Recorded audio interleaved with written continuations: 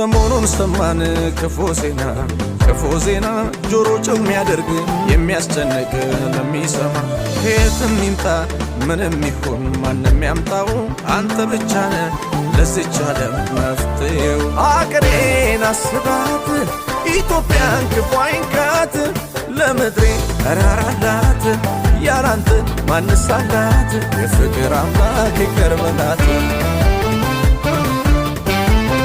አገሬን አስባት ኢትዮጵያን ክፉ አይንካት ለምድሬ ተራራላት ያላንተ ማንስ አላት የፍቅር አምላክ ይቅር በላት።